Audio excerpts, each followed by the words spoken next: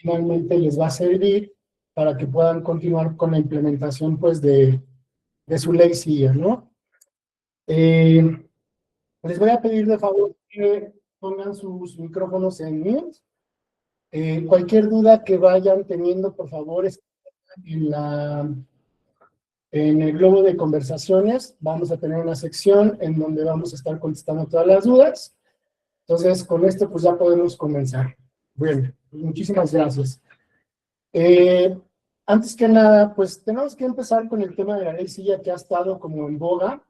La realidad de las cosas es que ha sido un poquito confuso porque a diferencia de otras leyes que se reforman, como por ejemplo cuando se reforma la Ley Federal del Trabajo, pues uno va a la Ley Federal del Trabajo, busca cuál es la reforma y la encuentra. Igual el Código Civil, igual el amparo, es muy fácil detectar cuáles han sido las reformas ahí que van surgiendo. Pero en el caso de la Ley Silla, la realidad es que no existe la Ley Silla, o sea, no vas a encontrar una ley que se llame como tal Ley Silla, sino que esto básicamente es una manera de agrupar la serie de reformas y de creación de disposiciones referentes precisamente a el uso de, o más bien a los derechos de descansos y de alternancia postural, que ahorita lo vamos a ver. A este conjunto de disposiciones, pues básicamente es a lo que se le llama la ley Silla. En efecto, la Ley Federal de Trabajo tuvo una reforma en su artículo 132 que lo que habla es que debes de tener pues, un número suficiente de asientos para que las personas puedan tener descansos. ¿Qué personas? Pues aquellas personas que finalmente están en bipedestación. La bipedestación es el acto de estar parado, ¿no? Y luego, el 17 de julio del 2025 salió un decreto que finalmente establece todas las disposiciones inherentes a la aplicación de la ley Silla. Entonces, el primer punto que deben de saber es, no existe como tal una ley Silla, no la van a poder encontrar en internet, no la van a encontrar en ningún lado como para descargarla. Es el conjunto de disposiciones que forman de precisamente la reforma de la Ley Federal del Trabajo, que es un solo artículo, y este decreto del 17 de julio del 25. Bien, ahora, esta ley Silla, o bueno, este conjunto de disposiciones, básicamente lo que busca es respetar los derechos al descanso, la alternancia postural, a efectos de que los trabajadores pues no tengan ese tipo de lesiones que precisamente vienen a estar parado todo el tiempo en su chamba, ¿no? ¿A quién le aplica esta ley Silla? Pues a todas las empresas con sus características, ahorita lo vamos a explicar.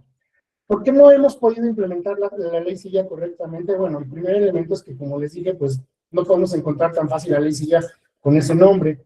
El segundo punto es que en el mercado ustedes van a encontrar que la gente o que los expertos quieren venderles un cumplimiento bastante robusto.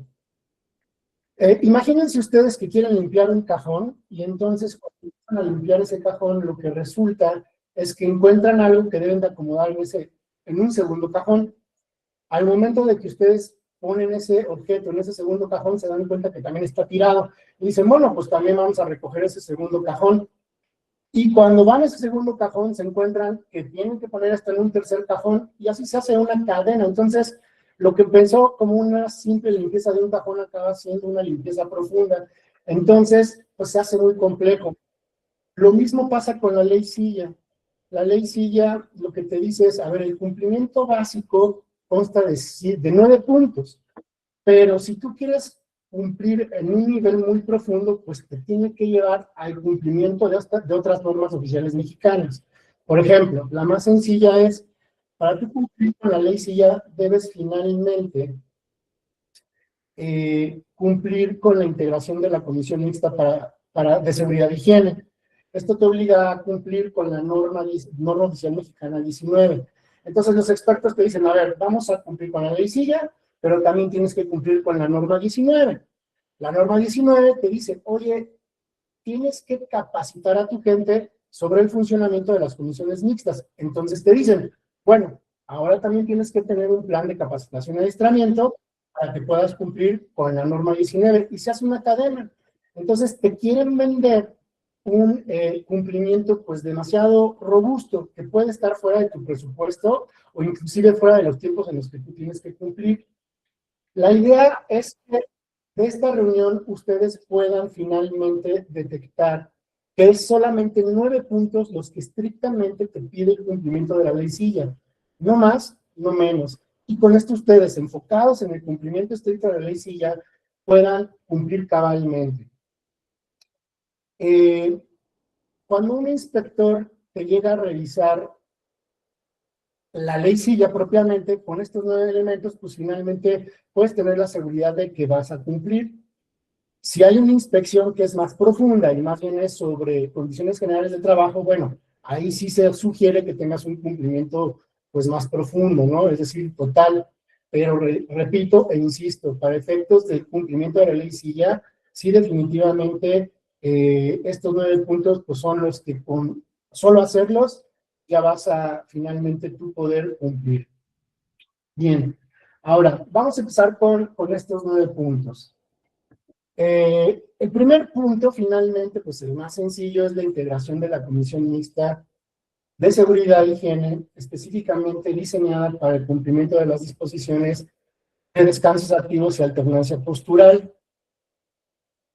Una comisión mixta, para quien no lo sepa, pues es un grupo de trabajadores que representan tanto a los trabajadores propiamente como a la empresa y que se encargan de realizar trabajos para el cumplimiento de su objeto. Hay varios tipos de comisiones. Comisión mixta de seguridad e higiene, capacitación y adiestramiento, para elaboración del reglamento interior de trabajo, cuadro general de antigüedades, etcétera, etcétera. En este caso tiene que ser para efecto que es la ley CIEP, ¿no? Como lo mencionamos. Cuando ustedes cumplen con la de la ley de esta comisión, finalmente lo que pueden hacer es que integran la comisión, dicen que van a realizar los trabajos y con esa parte ya cumplieron. Ahora, el segundo punto, esto es, ya entrando en materia de la ley silla, lo que ustedes tienen que hacer finalmente es hacer un análisis de la aplicabilidad del decreto. El decreto que les mencioné del 17 de julio, lo que dice es, oye, tenemos que saber a quién sí le aplica y a quién no le aplica estas disposiciones. Entonces, el decreto establece un flujo, es decir, una serie de preguntas bajo las cuales puede determinar a qué empresa sí le puede aplicar la ley, bueno, vamos a ponerle la ley silla o no. Este análisis de aplicabilidad del decreto le toca al 100% a las empresas. Si tú tienes una inspección de trabajo, el inspector sí te va a revisar que hayas analizado si te aplica o no te aplica. Entonces, hay empresas a las que no les va a aplicar. Por ejemplo, una empresa de mensajería donde solamente tiene secretaria y repartidores. La secretaria realmente todo el tiempo está sentada y los repartidores pues no están en una bipedestación prolongada, sino más bien están en movimiento continuo, entonces no le aplicaría las disposiciones. Pero el inspector va a revisar que hayas tú realizado este análisis para hacer una aplicabilidad, para determinar si te aplica este decreto o no. Este decreto finalmente, bueno, más bien este análisis, cuando sí determina que vas a tener que hacer las disposiciones de la aplicabilidad, entonces ya vas a entrar en materia de el siguiente punto, que va a ser el análisis de riesgo individualizado. Entonces, vamos a hacer una pequeña pausa y vamos a recapitular. Paso número 1, tener tu comisión integrada. Paso número 2, tener un análisis para saber si te aplica el decreto, es decir, para saber si te aplica o no finalmente las disposiciones de ley silla. Este análisis va a determinar si tienes trabajadores en bipedestación y si teniéndolos, pues es una bipedestación estática, dinámica y prolongada. Si no es cualquiera de esas, pues no te va a aplicar. Si sí te aplica, entonces lo siguiente que te va a pedir, el decreto te pide como punto número 3, recorridos de verificación, ahorita les explico, y el punto número 4, análisis de riesgo individualizado. Sin embargo, nosotros hemos decidido que en el punto número 3 hagas el análisis de riesgo individualizado y les vamos a explicar por qué. Este análisis te dicta el decreto que debes de analizar empleado por empleado en prestación para saber conforme a un puntaje que te dice el mismo decreto si tiene un riesgo alto, medio o bajo. Entonces, en este análisis, pues vas a hacer preguntas como si tiene un espacio, si no tiene un espacio amplio, si el piso es blando o no es blando, si le puedes meter una silla ahí para que descanse o no, y muchas otras disposiciones. La verdad es que hacer un análisis de riesgo individualizado puede llegar a ser un poco complejo, porque no es lo mismo que tengas 3 en bipedestación a que tengas 100 empleados o a que tengas 1000 empleados.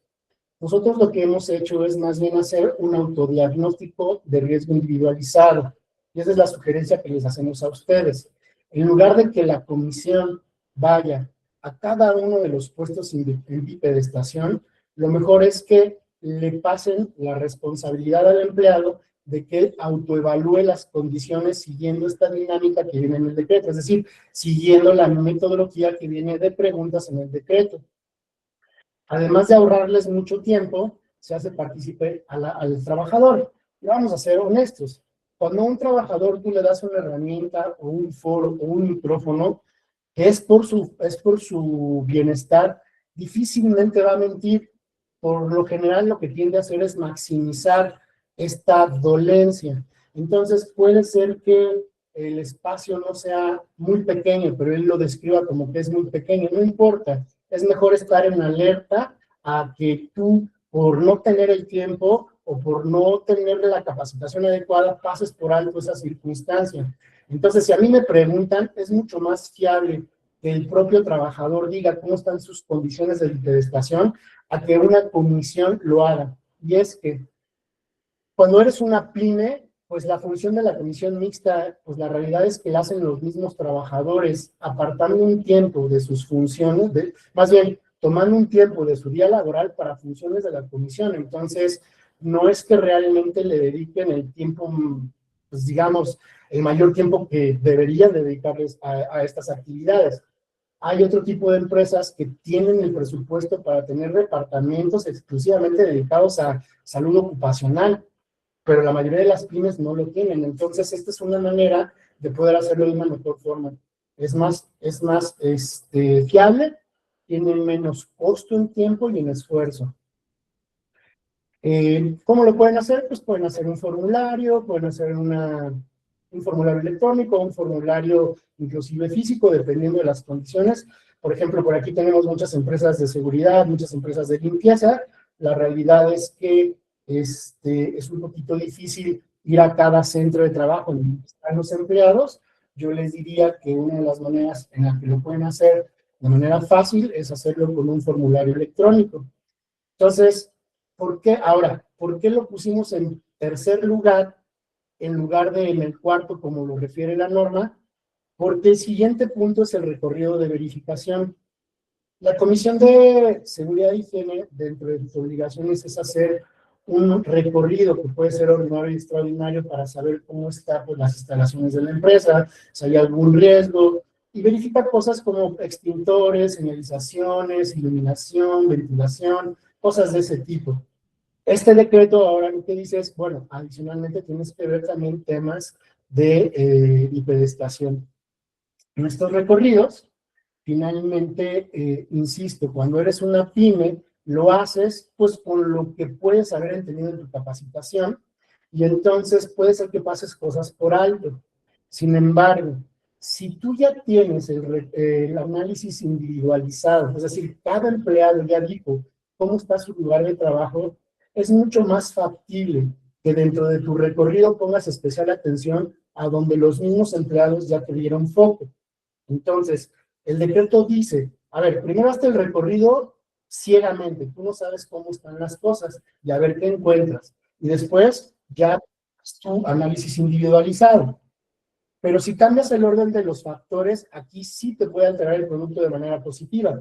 Porque si primero tienes el análisis individualizado, hecho por los mismos empleados que están en hiperestación, entonces cuando hagas el recorrido, pues obviamente si tú estás viendo que en un área específica de tu empresa hay unos semáforos en donde están diciendo que hay un riesgo alto, un riesgo medio, pues entonces la comisión pues va a poner especial atención en esa área. y vas a tener menos riesgo de errores o de pasar por alto circunstancias importantes. Finalmente, también dentro de estos recorridos, algo que nosotros hicimos y que nosotros les recomendamos es extiende el alcance del recorrido. No nada más veas pique de estación, también ve sedestación. Si bien es cierto, esto es, el motivo de esta plática es la ley Silla, debemos de entender que el propósito de esta plática no es principalmente el evitar multas. Y quiero platicarles. Cuando tú como empresa, tu prioridad es evitar multas, normalmente acabas no evitándolas. Puedes disminuirlas, pero no las evitas.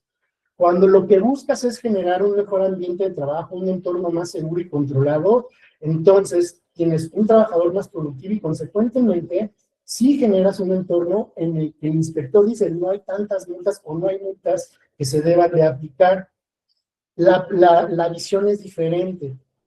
Yo sé que anteriormente, estamos hablando de hace unos años, hace 6, 7 años, muchas de las empresas decían, a ver, no me interesa invertirles, sino evitemos multas.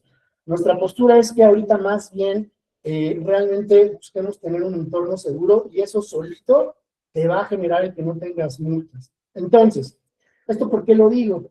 Porque si ya estás haciendo el esfuerzo por tener un entorno más seguro, finalmente la ley Silla lo que busca es que no existan lesiones musculoesqueléticas, básicamente que no tengas a un trabajador pues que le dé el cuello, la espalda, las plantas de los pies, que no tenga lesiones por estar parado. Nada te cuesta también ver los que están sentados, porque así como tienes gente que está parada 8 horas, también tienes gente que está sentada 8 horas. Y la verdad es que la normativa es básicamente la misma, solamente hay que tropicalizarla. Cuando en los cuestionarios preguntas, oye, ¿tienes trabajadores más de 3 horas parado? Pues tú lo que vas a hacer es preguntar, oye, ¿tienes trabajadores sentados más de 3 horas? Y entonces vas aplicando lo mismo, nada más tropicalizándolo al tema de la sedestación. Entonces, en los recorridos, también tú puedes extender esta revisión a ver si también está la gente sentada. Además, si ya estás ahí, es mucho más económico en tiempo que si ya estás yendo al lugar por lugar a ver cómo está el tema de los que están en estación, pues también te pasa a ver los de estación, ¿no? Es un buen consejo porque al final, no que tengas un entorno y digas, bueno, pues ya está bien seguro y bien padre todos los que están parados, pero están nada atendidos los que están sentados. Yo creo que puedes matar 2 pájaros de un tiro. Entonces, esa sería nuestra primera recomendación. Bien, entonces, recapitulando un poquito, y estaré recapitulándolo para que vayan tomando nota, de todos modos no se preocupen, al final van a tener todo en unos documentos. Tenemos que ya tienes tu integración de la comisión mixta, ya tienes el análisis de aplicabilidad del decreto. Si dice que no te aplica, terminaste con tu implementación de ley, sí, ya no hay nada que hacer. Si dice que sí aplica, entonces haces un análisis de riesgo individualizado. El consejo es hazlo de manera tal que sea un autodiagnóstico para que todos los empleados lo hagan en menos tiempo. Es más fácil que 500 empleados lo hagan a que tú lo hagas a 500 empleados. Y luego haz tus recorridos de verificación, en donde yo digo, extiéndelo también a temas de administración. Como ya esto te arroja finalmente cómo está tu entorno, porque veámoslo así, ya tienes de manera general si te aplica o no te aplica, si tienes trabajadores en sedestación, cuando hiciste tu análisis de aplicabilidad del decreto. Ya viste el análisis de cada uno de tus empleados. Y luego ya también te diste cuenta cómo está el entorno cuando hiciste tu recorrido de verificación. Ahí, perdón, ya tienes la posibilidad de hacer un documento para determinar las medidas preventivas y correctivas. Ese es el quinto punto. Al final puede que tengas todos estos elementos previos que mencioné, pero tienen un propósito. ¿Cómo lo vas a corregir? Entonces, lo vas a corregir haciendo pues un dictamen que tome medidas preventivas y correctivas. Por ejemplo, vamos a suponer que hay una oficina que por protocolo debe de estar una hostess parada, vamos a suponer un restaurante, en el que por imagen debe de estar con tacones. Imagínense una persona, a una mujer, 5 horas seguidas en tacones. La medida preventiva es que le permitas utilizar en tiempos de baja clientela, zapatos bajos, tenis de goma. Esa es una medida preventiva. Hago un ejemplo. Y una medida, perdonen, y una medida correctiva es que, por ejemplo, cuando tienes a un demostrador, a un vendedor de piso, pudieras ver si sus actividades puede hacerlas sentado o cuánto tiempo las puede hacer sentado.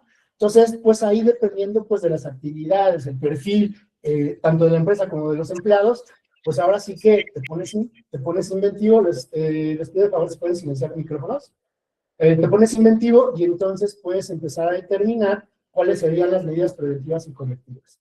Comercial, hoy por hoy, para los que no están contratando expertos, sí les quiero comentar que es mucho más sencillo con inteligencia artificial a partir de que ustedes le metan un prompt básicamente bien estructurado.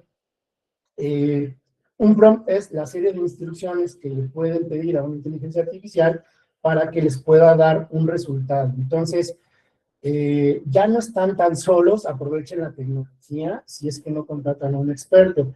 Quizá sí le falte el toque de un experto, pero es mejor que nada.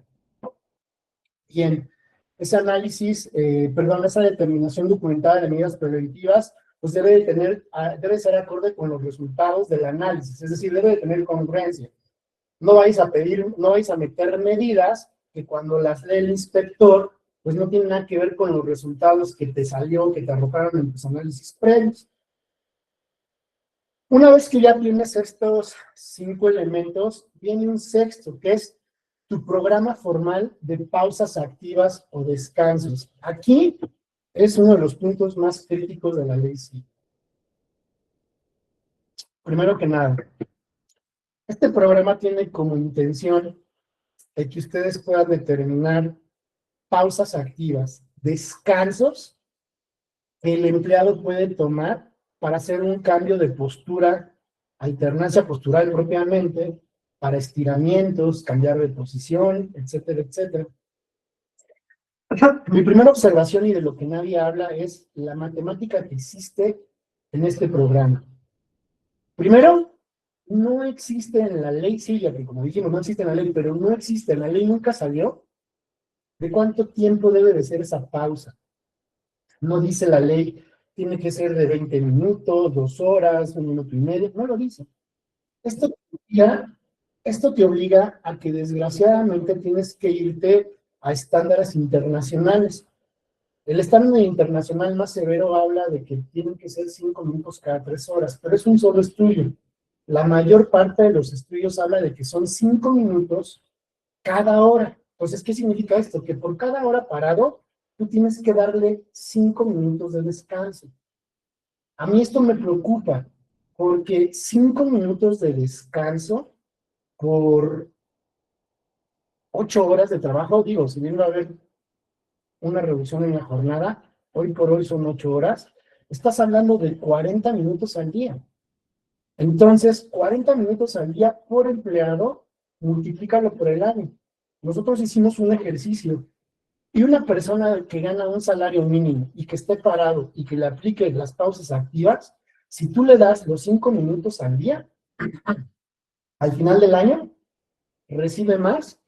O sea, te cuesta a ti más, no es que reciba, más bien, te cuesta a ti en tiempo más que lo que recibe de aguinaldo. Imagínense eso, o sea, lo que te estoy tratando de decir es que tu pausa activa trae un valor más o menos de 6,800 pesos anuales.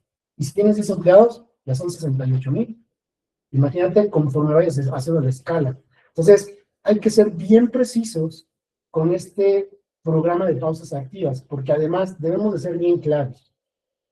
Si tú le das esos 5 minutos, y ahorita lo vamos a ver en el tema de la capacitación, son 5 minutos que debe aprovechar al máximo, porque lo que no puedo hacer es 5 minutos para irme a estirar, parar o sentarme, dependiendo si estoy en mi estación o estación, y luego de ahí irme a comer y tomarme 5 minutos para reincorporarme, más 5 minutos de ir al baño. Bueno, se avientan 1 hora y media diario. Entonces, hay que tener cuidado precisamente con este programa formal de pausas activas y descansos. Dentro de este programa formal, dependiendo de los resultados que tuviste de los exámenes y de las medidas documentadas, tendrás que ver cómo es este sistema que tú realizarás, porque habrá lugares en los que, pues, a ver, no se puede. Entonces tendrás que generar, pues, ahora un lugar para tener un reposo, sillas en ese espacio. O sea, se pone bastante interesante el realizar ese programa formal de pausas activas, ¿eh? Ahí sí hay que echarle un poquito de cabeza dependiendo de la actividad, número de empleados, giro, etcétera, etcétera. Porque a ver, ahí les va. Programa formal de pausas activas. Pero a ver, si tengo 5 empleados, digo que los 5 empleados al mismo tiempo tengan que tomar esas pausas activas. Y tampoco lo puedo hacer escalonado. Y tampoco puedo, ¿cómo se llama? Sumárselos. Es decir, como no te lo tomaste en esta hora, entonces te debo 10 en la siguiente hora. Es un poquito complejo, pero se puede. Sí, correcto, Emilia Medellín. Las dudas van a ser al final de la... Va a haber un espacio después de la exposición para las dudas. Bien, entonces, continúo. Entonces estamos perdón por la interrupción, en el programa de pausas activas, que para mí es lo más, de las cosas más medulares. El inspector va a revisar estas pausas activas, que el programa más o menos haga sentido. Nosotros como empresas o como responsables de recursos humanos o de seguridad ocupacional tendremos que hacer matemáticas para ver, pues, si se puede, no se puede, etcétera, etcétera. Inclusive imagínense que haces tus cuentas y debes de tener, por el número de empleados, 18 sillas. A lo mejor no tienes ni el espacio para tener 18 sillas para poder hacer las pausas activas. Les digo, es complicado. Bien, ahora sí, viene la parte de, ya que tienes tu programa formal de pausas activas, vamos a hacer una pequeña recapitulación: integración de la comisión mixta, análisis de aplicabilidad del decreto, análisis de riesgo individualizado, recorrido de verificación, determinación de las medidas preventivas y correctivas que vas a hacer, programa formal de pausas activas, y ahora viene una parte muy importante que se suma mucho a ese programa, que es la capacitación. Esto es de cultura también. Espero que nadie se sienta ofendido, pero también tenemos que ser bien claros. Tenemos una cultura bastante folclórica aquí. La verdad, miren, muchas de las personas, muchos de los trabajadores, si son entradas a las 9, normalmente están a las 9, pero en la entrada de la oficina. Incorporándose a sus labores, estarán 9:02, 9:05, porque van por el café, van por la computadora. O sea, la mayoría de la gente llega a la hora al lugar, no a ejecutar su trabajo. O sea, el primer teclazo en su computadora no es a la hora de entrada, sino es un poquitito después. Lo mismo hacen cuando hacen la entrada. Entonces, ¿qué estamos observando? Porque ya lo hemos vivido con algunas empresas, y es queja de algunos que es, oye, se están tomando 5 minutos o sea, 5 minutos por hora ya son 40 minutos. A la hora de la comida, pues llegaron y entonces se toman 5 minutos para reincorporarse, perdón, ya van 45.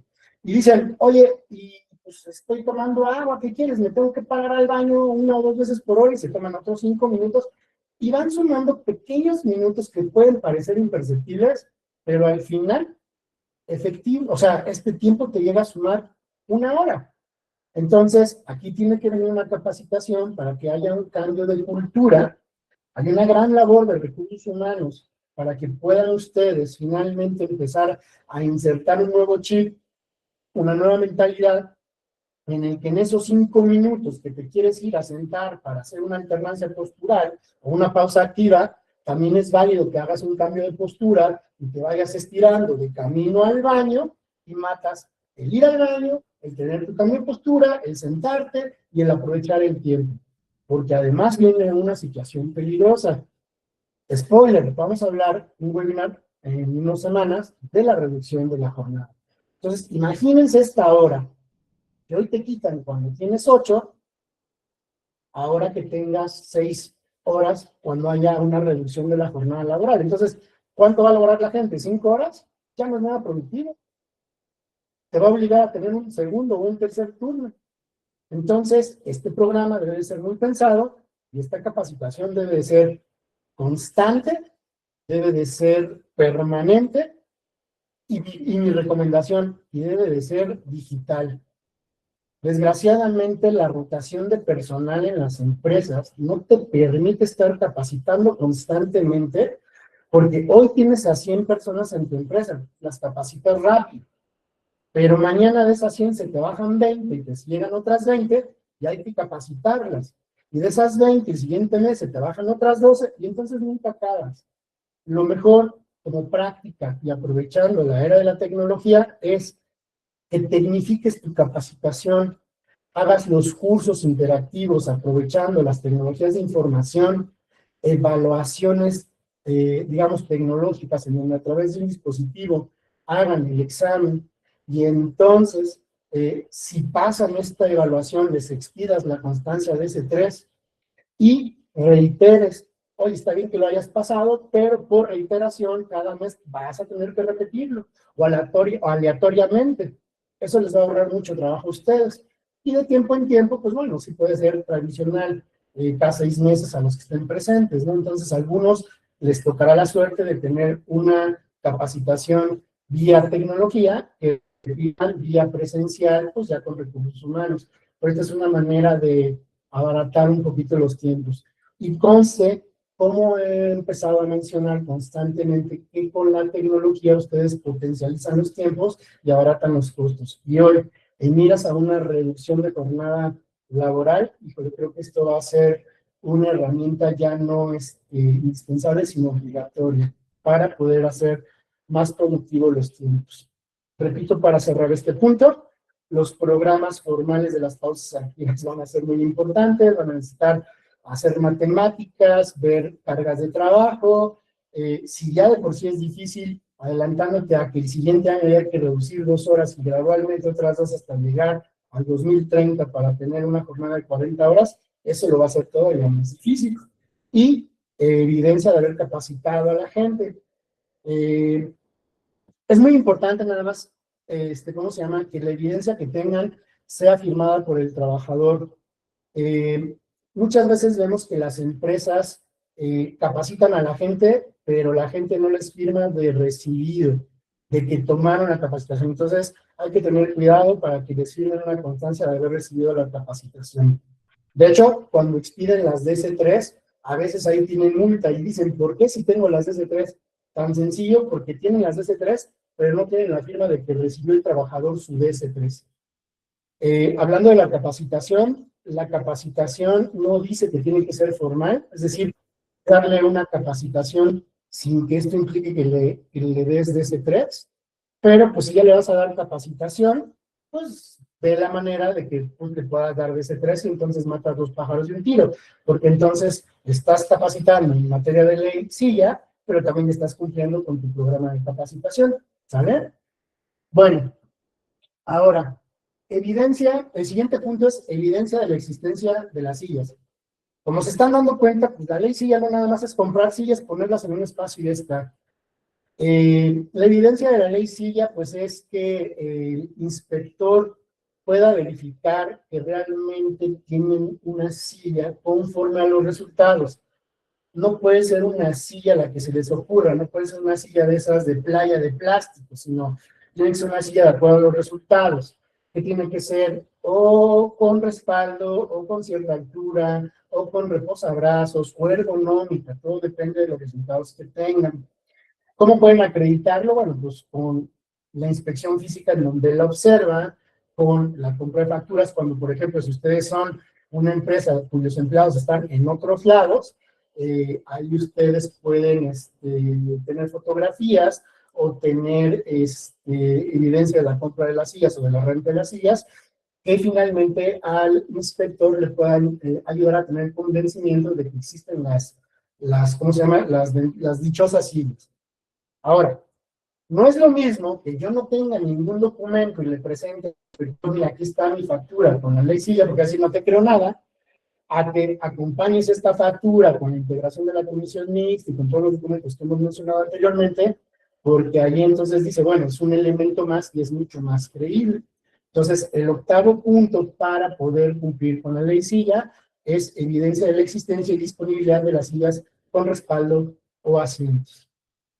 Finalmente, y solo cuando aplique, ya como último punto, es la identificación y documentación del área de reposo. Hay empresas en donde por sus condiciones no es posible ponerles una silla al lado ahí en donde están desempeñando sus actividades. En ese momento, pues lo que tienen que hacer es tener un área de descanso, un área para tomar este reposo de 5 minutos y la evidencia de que la gente entre, etcétera, etcétera, ¿no?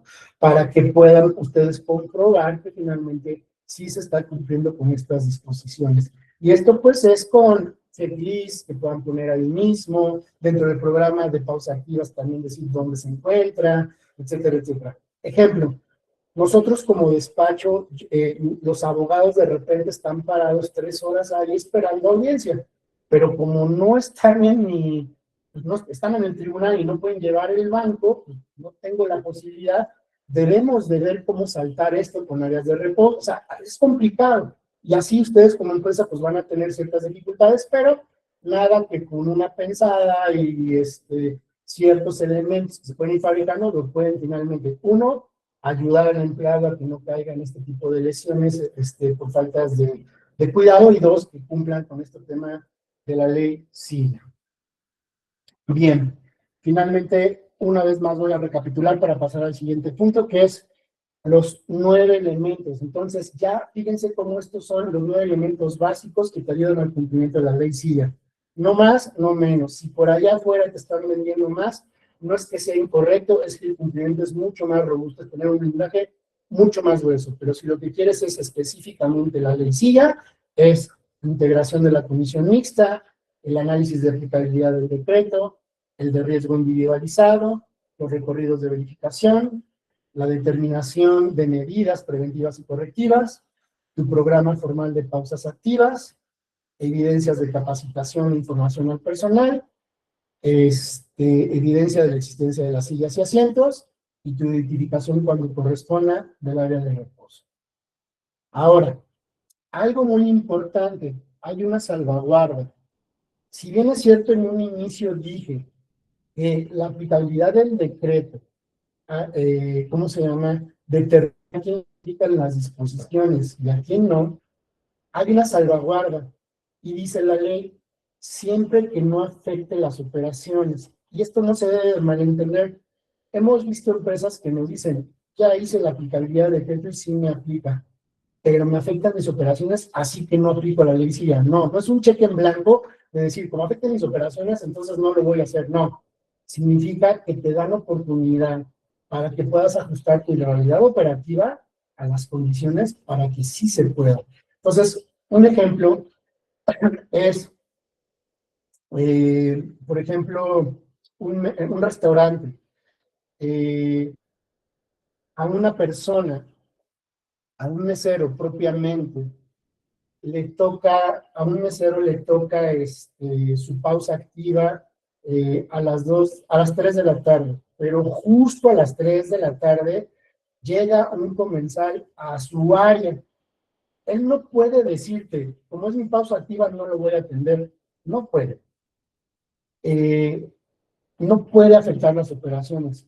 Y tú no puedes decir, te quedaste sin pausa activa porque afectas mis operaciones. Lo que sí puedes hacer es, déjame ajusto a la realidad, y lo que vamos a hacer es, más bien, vete a descansar, voy a generar un programa activo en el que yo voy a decir, a ver, compañeros, el del área 2 va a ayudar al área 3 durante estos 5 minutos para que él pueda tomar su pausa activa y después regresas. Entonces, no se vayan a confundir con que entonces, si te afecta la operación, no te aplica. Si te aplica, nada más tienes que ajustar la realidad. O sea, van a ser un poquito flexibles para darte espacio que realmente te ajustes, pero se tiene que cumplir.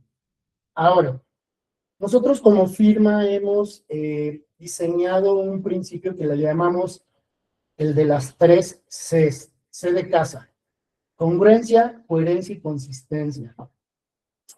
Básicamente significa que lo que eres y haces coincide con lo que tienes. Antes, básicamente, todo era documental. Entonces, en congruencia con lo que dije en el inicio, en donde las empresas decían, mira, a ver, medio cumplimos, tú nada más encárgate, abogado, o especialista de recursos humanos, o de seguridad ocupacional, encárgate nada más de tener todos los documentos. Ya no te funciona así. Y no nada más para cuestiones de seguridad e higiene, sino para cuestiones laborales, para cuestiones fiscales, para cuestiones inclusive de servicios especializados, REPSE. Es más, como dato cultural, en el mes de noviembre del año pasado, la Secretaría de Trabajo sacó unos lineamientos de cómo deben de hacer las inspecciones los actuarios, específicamente en temas de servicios especializados. Porque era un relajo, había quienes realizaban 3 cosas, otros quienes realizaban otras 6, bueno, era un desajuste bárbaro. Lo que dijo la autoridad es, tú debes realizar las inspecciones bajo 3 pilares fundamentales: información documental, inspección ocular y, la más importante, entrevistas aleatorias. Entonces, si tú tienes documentos perfectos, pero en la inspección algo no cuadra, el inspector puede dudar. Es decir, si tú tienes fotografías de la silla, pero cuando se asoma a tu empresa la silla no está, va a dudar. Si entrevista al empleado y el empleado dice, no, si hay sillas, nada más que se las llevaron a aceitar, a ajustar, a arreglar, a tapizar, dice, ok, no pasa nada y te lo va a dar por validado.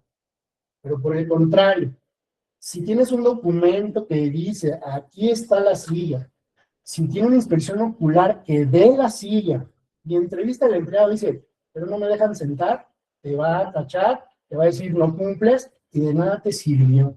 Entonces, sí, no nada más es contestar por contestar, porque es como mentir.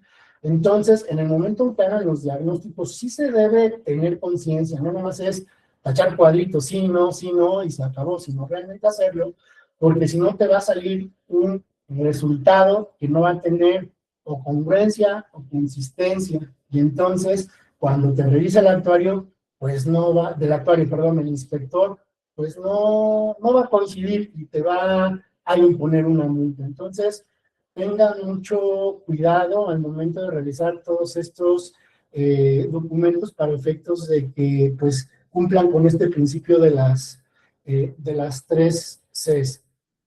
Bien, para finalizar, entonces, volvemos al punto en donde estos 9 elementos te van a permitir cumplir de una manera, digamos, justa. No te va a sobrar, te va a ayudar a tener o a prevenir lesiones de los empleados. En teoría, esto va a generar más productividad y entonces te va a ayudar a que evites multas.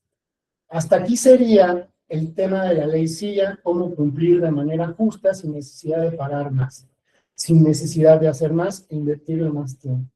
Algunos de aquí, que inclusive ya son clientes de nosotros, ya empezaron a hacerlo junto con nosotros. Los que aún no lo son, a lo largo de estos 2 días o el lunes, les va a llegar una invitación para que ustedes, a través de una liga, una herramienta tecnológica, van a realizar de manera, digamos, gratuita, van a realizar el análisis de aplicabilidad del decreto y la integración de la comisión mixta. Es decir, con esto lo que queremos es ayudarles y apoyarles para que puedan cumplir cuando menos con estos primeros 2 puntos de los 9 que hemos comentado y ya encarrerarse para que ustedes continúen con el cumplimiento de de estas disposiciones. ¿Por qué? No es vender terror, pero sí están habiendo inspecciones. Puede ser que en alguna de esas pueda llegarles y puedan tener multas. Entonces, las multas finalmente pues, pueden ir desde los 20 y tantos mil pesos hasta los 200 y tantos mil pesos. Es relativamente sencillo cumplir, entonces háganlo. Vamos a empezar ahora ya con el tema de las dudas. Para empezar, bien. Para el caso de los trabajadores de almacén que cuentan de seguridad y que están normalmente de pie, pero con movilidad continua, aplicarían las pausas activas o estos descansos, pero no como tal un área para tomar descansos, más que el comedor que se encuentra recientemente retirado. Ok, en tu análisis, ok, traduzco la pregunta es, dependiendo de algunas categorías, ¿qué hacemos con algunos empleados? ¿Sí aplican o no aplican las pausas activas? Todo esto depende de todo, Emilia, es a través del WhatsApp, ahí es en donde del WhatsApp, de las mensajes, ahí se realizan las preguntas. Entonces, bueno, regresando a la pregunta, lo que me comentan es, algunos empleados que tienen movilidad continua y por sus condiciones están en movilidad, digamos, en bipedestación dinámica, les corresponden no pausas activas. Todo depende de cuando tú haces tu análisis y el riesgo individualizado, así como los corridos de verificación. Ahí te puede determinar qué tipo de medidas son las que deben o no deben aplicar. Y eso es lo que te va a determinar qué es lo que pueden hacer. La siguiente duda. ¿Es mejor una pausa activa y que la gente mantenga su atención total en el tiempo real de trabajo, que mantenga el foco y no buscar en que nos distraigamos para descansar? No entiendo la pregunta, déjenme entender. Una pausa activa. La pausa activa es obligatoria. La pausa activa se refiere a que de manera obligatoria y por una disposición, digamos, médica, tú puedas otorgarle 5 minutos de descanso por cada hora de trabajo para que haga un cambio para que haga una alternancia postural. Es decir, si tú estás parado, puedas sentarte. Ojo, dentro de los análisis que se hacen, cuando tú tienes, por ejemplo, a un albañil que está, digamos, todo el tiempo parado haciendo una pared, pero de repente se hinca a taladrar y luego se sienta a martillar, entonces la pausa activa no le corresponde porque hay cambio de actividad que le permite no estar en bipedestación estática. Entonces, por eso es importante el estudio. Pero culturalmente, bueno, no tenemos ahorita esta cultura, pero esto es nuevo, pero culturalmente lo que están tratando es de que entendamos que después de mucho tiempo en una sola posición, necesitamos finalmente cambiar de posición. De hecho, realizar algunos ejercicios como estirar las manos, el cuello, hacer estiramientos de espalda, para efectos de evitar este tipo de lesiones. ¿Existe un tiempo mínimo entre descanso y descanso? Es lo que yo les decía. Básicamente, pues una de las lagunas es que no salió una normativa que te diga, oye, ¿cuánto es el tiempo que debes de dar? Esto te remite a estudios internacionales que dicen que lo óptimo son 5 minutos por cada hora de descanso. Por eso tu programa de pausas activas debe de ser cuidadoso, porque 5 minutos de descanso por 8 horas, pues estás obsequiando 40 minutos. Y ojo, cuando tú lo sumas a la jornada, a la reducción de la jornada, en donde la regla es que no vas a reducir prerrogativas laborales, se te pone complicado. De hecho, abro un pequeño paréntesis, que eso lo veremos después en otro webinar. Si hoy tú tienes una hora de descanso por 8 de trabajo, ¿cómo va a quedar esa hora de descanso cuando tengas 6? Entonces, si ahora tienes 6 de trabajo, media de comida y 40 de descanso, pues no estás trabajando 4 horas y 50 minutos. Habría que verlo. ¿Cómo aplica en el caso de los meseros y los cocineros? Si te refieres a las pausas activas, bueno, en el caso de los cocineros, entendemos la dinámica que existe dentro de las cocinas y no es posible ponerles un asiento propiamente. Ellos tendrían que tener sus 5 minutos en un área de reposo para poderlo hacer. Por ahí, eso no lo he visto, pero por ahí alguien me comentó que hay una especie de sillas que no son sillas, sino son como unas prótesis que se atan como a las rodillas y a la cadera, en donde como que te recargas, acabas en el aire, pero realmente estás sentado. Habría que analizarlas, porque eso lo que implica es que te puedes sentar en cualquier momento, y es como haberle dado silla en su espacio de trabajo. Lo veo avanzado, está padre. Si el caso es que no fueran aplicables, entonces este tipo de empleados en donde no le puedes poner una silla en el lugar de trabajo, tendrían que aplicar pausa activa en un área de reposo. Es ir a un lugar en donde se puedan sentar a tener esos 5 minutos para descansar. ¿Nos compartirán la sesión que se grabó? Sí, y no solamente la sesión. La sesión va acompañada de unas notas y de finalmente el tema de una herramienta para que puedan hacer el punto 1 y 2 de los 9 elementos que les acabo de mencionar.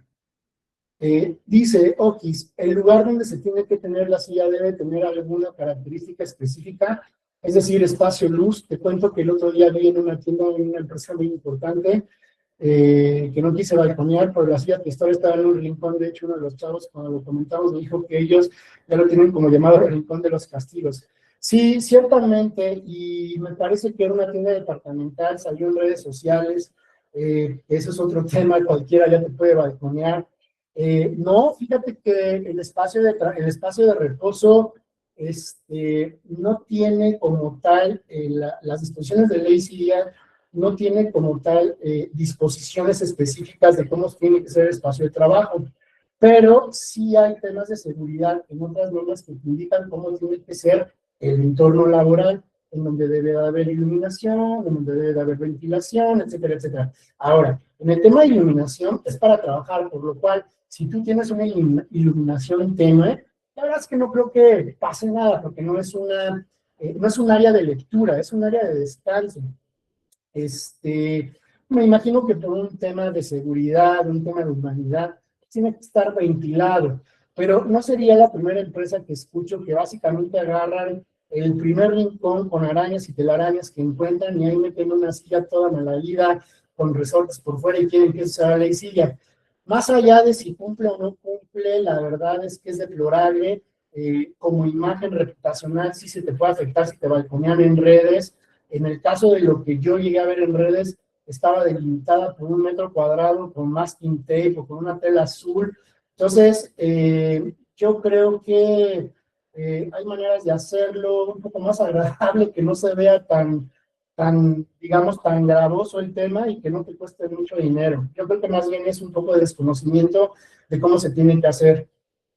¿Cuál es la base legal en la que debemos basarnos? Ya que las publicaciones mencionan un alcance de empresas del sector comercial y de servicios. Cuando una empresa es de manufactura y prácticamente es imposible que los trabajadores laboren sentados. Donde dice que tienen que parar 5 minutos. Emma, insisto, no hay a ver, primer punto.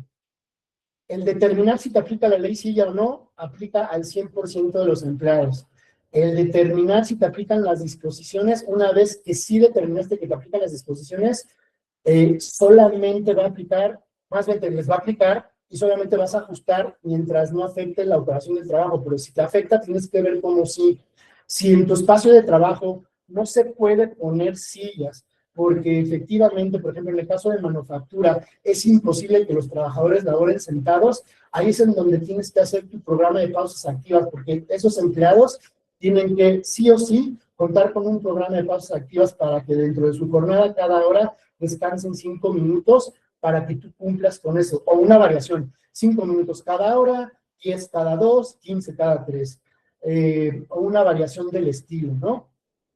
Por ejemplo, puedes poner, no me da el espacio, pero les voy a poner 10 minutos cada 3 horas, aprovechando que no hay una disposición oficial que te diga cuántos minutos son, sino básicamente estás basado en estudios que se han hecho propiamente en el extranjero. Es en donde lo dice, perdóname. Listo. Jorge, ¿puedes volver a mencionar los 9 elementos? Claro, los vuelvo a mencionar, pero les va a llegar. Los 9 elementos básicamente son la integración de la comisión mixta, que es tu paso 1 o paso 0. Sin ese no podemos hacer nada y el actuario sabe que estás inventando porque ese es el que sostiene toda la elaboración de documentos. Básicamente, la comisión mixta es la que hace todos los documentos. Luego, el análisis de aplicabilidad del decreto, que es el que determina si te aplican las disposiciones o no. Luego, el análisis de riesgo individualizado por persona trabajadora, que como les dije, recomiendo que lo hagan a manera de autodiagnóstico para que sean los propios empleados los que lo hagan y entonces tú te ahorres algo de tiempo. Luego, los recorridos de verificación. Luego, ya que tienes cómo está tu entorno, ahora sí, el documento que determina qué medidas preventivas y correctivas. Finalmente, tienes el programa de pausas activas, evidencia de capacitación, evidencia de la existencia de las sillas y de su disponibilidad, y evidencia de tener tu área de reposo cuando aplica. ¿Cuándo aplica? Pues como en el caso de Emma, cuando sus empleados que deben de estar sentados no les pueden poner silla, ahí sí tiene ella que tener área de reposo. Si en tu empresa sí les puedes poner sillas, entonces no debes de tener área de reposo. Bien. Gabriela Mundo. Soy prestador de servicios de limpieza. En caso de contar con rotación de personal alta, cada que tengo un nuevo ingreso a cada servicio, ¿Debo realizar el análisis de riesgo individualizado? Técnicamente sí, porque es individualizado. ¿En qué tiempo lo tienes que hacer? Tu comisión mixta en la determinación de medidas preventivas, si esto no es viable, puedes determinar que lo tiene que hacer cada determinado tiempo. Entonces, puedes hacerlo cada mes, cada 2 meses. Es una muy buena pregunta porque no viene la ley. Si eres papista y partiendo del punto que dice la ley, pues cuida al trabajador, tendrías que entender que dices, pues si lo que quiero es cuidar a este trabajador en personal, pues tengo que analizarlo. Sin embargo, lo que a ti te ayudaría es que tú ya sabes el perfil y las actividades. Básicamente, no importa si se llama Hugo, Pedro, Juan, tú sabes que ese puesto en particular siempre tiene estas mismas condiciones. Entonces ahí no hay necesidad de hacer inmediatamente el análisis de riesgo individualizado, porque ya sabes que sin hacerlo tienes que otorgarle descanso en un área o una silla. De tiempo en tiempo, si tienes que hacerlo ya individualizado, porque no sabes si algunas condiciones variaron. Por ejemplo, si tienes a un cliente en una empresa y a un cliente, digo, a un empleado en una empresa y a un empleado en la otra, probablemente sus condiciones, además, independientemente de que es el mismo puesto, sí puedan variar. Son de telefonía, ¿qué más? Bueno, sí, ok. En el caso de que los vendedores que están en boutiques, tiendas departamentales, lo correcto sería que tengan una silla con las características que te menciona. Ok, cuando los trabajadores están sentados, o sea, haz cuenta, vas a Liverpool y hay una tienda, una joyería, se me ocurre pensar Tania Moss, que es una joyería, y tiene una demostradora, y la demostradora tiene una silla para sentarse, entonces no entra en condiciones de bipedestación prolongada, porque se está parando, sentando, parando, sentando. Luego entonces no tiene necesidad de entrar en unas pausas activas. Por eso es importante el estudio, porque ahí ella no le aplica un área de reposo, no tiene que entrar a un área de reposo 5 minutos, ni tampoco tiene que entrar a una pausa activa, porque la pausa activa no es para el 100% de los empleados en tu empresa, es para los que no pueden descansar de estar sentados, digo, de estar parados, perdón. Entonces, aquí, en el caso de este ejemplo, de esta joyería, lo que hace es que como está 30 minutos sentada en lo que está, no sé, limpiando las joyas, luego se para en lo que está mostrando, luego se cansa y se sienta 5 minutos, no entra en los estilos de bipedestación que exige la pausa activa. El descanso que se indica en la Ley Federal de Trabajo, ¿es lo mismo que la pausa activa que se indica en las disposiciones? Sí, es el mismo. Es decir, la Ley Federal de Trabajo habla de que tiene que tener puntos de descanso y es la pausa activa que habla del decreto. El tipo y las condiciones de trabajo son determinantes para saber cuánto y cómo se implementa. Ok. El tipo y las condiciones de trabajo son determinantes para saber cuánto. Sí, es determinante para saber más bien qué tipo de bipedestación tiene y en base a eso tú saber qué tipo de medida vas a aplicar. Hay bipedestación que al ser dinámica tiene unas condiciones y unas formas de atacarla, hay otra que es prolongada, hay otra que no es prolongada, y las medidas son unas y otras. Entonces, las actividades determinan precisamente este tipo de medidas. Por eso, el decreto te determina que primero haces tu aplicabilidad, tu riesgo individualizado y luego tus recorridos. El conjunto de esos tres te determina cómo vas a atacar pues no el problema, sino esa circunstancia que tú tienes con ese empleado o con ese puesto o con ese lugar en particular. Hola Daniel, de Muebles Club. Y hola Dani, perdón, no te hablé, ya caí cuenta. Se dedican a ver si así hemos encontrado con mucha desinformación. Claro, Daniel es uno de nuestros proveedores en temas de ley silla, veo que se unió. Con él hemos estado refiriendo porque nos ha ayudado a precisamente encontrar sillas de ciertas características que a veces no encontramos en el mercado. Si alguien quiere sus datos, con todo gusto se los puedo pasar. Entre las normativas que mencionas, puedo ejercer las pausas activas entre las pausas que tiene el personal. Sí, esto es buenísimo, Juan. Fíjense qué interesante. Dice, dentro de la normativa que mencionas, puedo ejercer las pausas activas dentro de las pausas que ya tengo instauradas en el personal, como por ejemplo ir al baño, hubiera comido su regreso, ok, ya acabé de leer, sí y no. La comida es intocable. La ley marca que tienes 30 minutos, cuando menos, para ir al baño.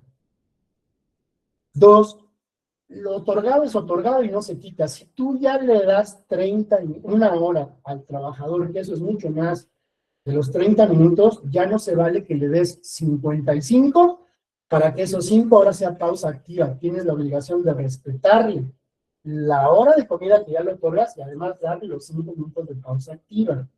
3, lo que sí puedes es que si tú estás viendo que se toman pausas hoy no escritas que son para ir al baño, más bien ya entonces puedas integrarlas para efectos de las pausas activas, y es un tema cultural, porque aquí hay un tema muy importante, y es, hoy todo es discriminación, y por ahí acabo de ver un artículo precisamente de una empresa en el que les dice, compañeros, se les pide de favor que en esta área, no en los demás baños, no pueden entrar a los baños, que eran vestidores, además, de las 9 de la mañana a las 12 del día.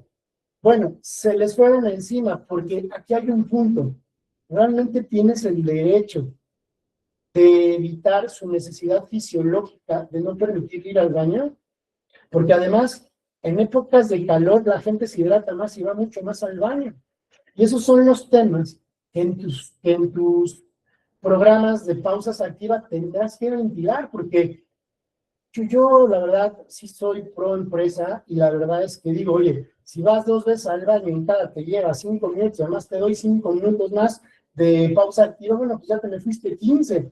Entonces es un tema cultural, porque si dices, oye, compañero, vamos a hacer algo, nada más ten en consideración que 15 minutos que le quitas a tu tiempo son 15 minutos que no produces, te va a afectar en tu rendimiento y no vas a llegar, pues, a las metas establecidas, pudiéndote quedar sin bonos o sin aumento o sin crecimiento. Es un tema cultural. Bien, tengo otras sesiones que hemos dado. Esto me toma alrededor de 7 minutitos, pero creo que es muy importante para ustedes, no son muchas. Bien, qué pasa si el empleado no reposa? Es decir, tengo 5 minutos, pero no tenía ganas, o tuve trabajo y no lo pude hacer. ¿Se pierde ese derecho? ¿Se me suma ese derecho? ¿Qué pasa? No se pierde el derecho, o sea, mañana lo puede volver a hacer, pero tampoco se suma. No puede decir, entonces hoy salgo 5 minutos más temprano, o mañana llego 5 minutos más tarde. ¿Me pueden descontar de mi hora de comida el tiempo que use para sentarme o estirarme? No, pero un poquito con lo que decía Juan.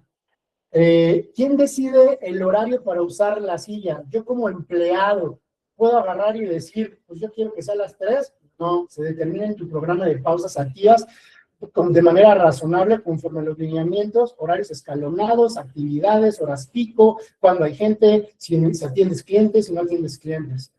¿Puedo usar la silla todo el tiempo? No necesariamente. El uso de la silla procede cuando la naturaleza del trabajo lo permite. En este caso, Emma nos decía, mis empleados no pueden. Bueno, no, pero hay otros que me pueden decir, los míos sí. Ah, pues entonces ellos sí, pero entonces no entran al programa de pausas activas porque están sentados parados. ¿Me pueden llamar la atención por sentarme, pararme, estirarme? Pues técnicamente no, y sería inhumano. Las pausas activas, si un empleado debe de seguir algunas reglas, las que ponga en tu programa. ¿La empresa está obligada a dar una silla por cada trabajador? No, debe de hacer un programa y eso determina el número de sillas. Si tú tienes 5 minutos por hora y lo escalonas, entonces te da a 11 empleados, ¿no? Por hora, ¿no? 5 minutos, sí, a 11 empleados por hora tendrías que tener 11 sillas por cada hora, más o menos. La silla debe de ser ergonómica, o no, pues debe tener respaldo y con condiciones adecuadas. Básicamente, listo. Ok, la ley silla le aplica a un empleado aunque su puesto diga que es de pie, es sentado administrativo, depende de los estudios que hayas hecho, que son el de aplicabilidad, riesgo individualizado y recorrido. ¿Sale? La ley sí ya aplica para horas parciales, por ejemplo, tengo un becario, tengo a alguien en jornada reducida, sí, aplica a todo el mundo. no va en razón de las horas que trabajas, sino de las horas que, que estás sentado. Entonces, si tú tienes a alguien que solo trabaja 3 horas al día, pero está las 3 horas parado, pues tiene que poderse sentar. Le daban, pueden levantar, ¿no?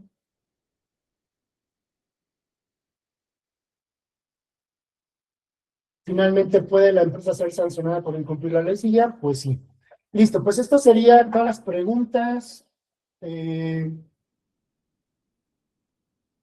Dice Julio, propuesta, un descanso de 5 minutos entre comida y comida y otro descanso de 5 minutos entre comida y salida.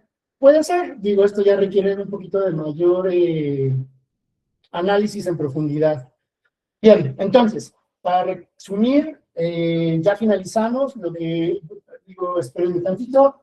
Nada más para terminar, terminamos con Juan, dice dentro de los estudios, y llega un punto donde el ejercicio, donde el programa menciona que el personal se puede sentar, pero llega un punto donde llega a ser más factible que saludable que pase.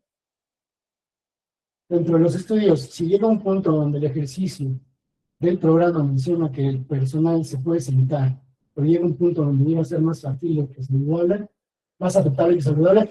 Ok, cuando tu programa de pausas activas resulta que es más perjudicial, pues puedes cambiarlo. Los programas son anuales, revisables, no están escritos en piedra, finalmente las comisiones se integran cada año, pero aún sin pasar el año, pues es necesidad de estar cambiándolo si esto no está ayudando a tu empresa, porque recordemos la salvaguarda, siempre que no afecte las operaciones de la empresa. E insisto, no es un cheque en blanco para que no lo hagas, es un cheque para que puedas modificarlo. Esto te da la opción a que si hoy en febrero lo hiciste, pero en julio estás viendo que algo te está afectando, lo puedas cambiar, no pasa nada.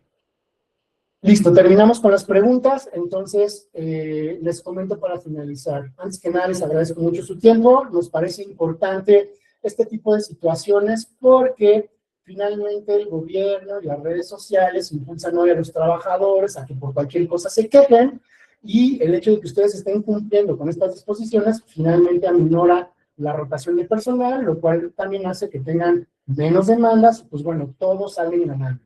Segundo, el mensaje más importante, de los más importantes, es no es tan difícil cumplir con la ley SILLA. Espero que esto les haya dado brújula. Son 9 elementos que se los mandaremos a más tardar el día lunes. Entiendan que en la calle van a encontrar quienes pueden vender 20, 30, 40 elementos. No es que esté mal, pero es como comprar un blindaje a nivel presidencial, cuando a lo mejor lo que necesitan nada más es una película ligera, que es los 9 elementos, y con eso cumplen la ley SILLA.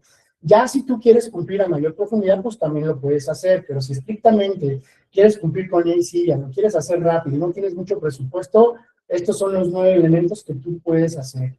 Tercero, si no tienes presupuesto, la verdad es que un gran consejo es darle una instrucción correcta a la inteligencia artificial, te puede ayudar medianamente bien a que realices a algunos de estos documentos. Tiene sus trucos, si se necesita un experto, pero para medio ayudarte y mejor que no tener nada, pues sí, va a ser mejor, ¿no?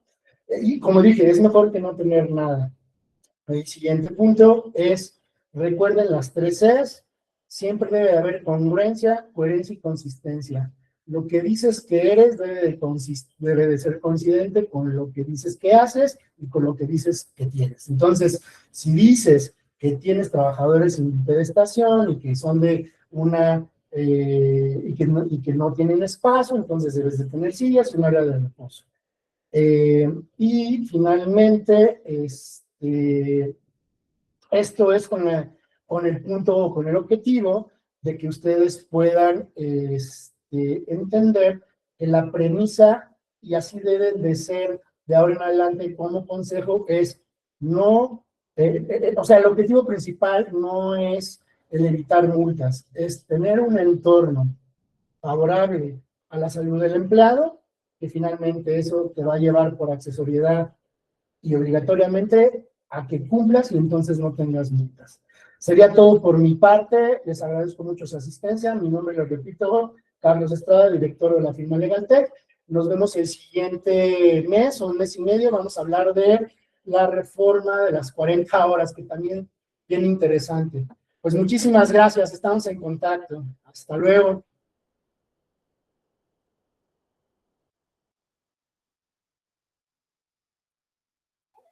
Muchas gracias, hasta luego.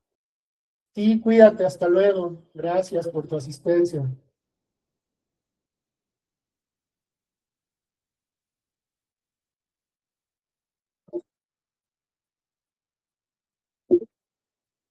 Hasta luego a todos.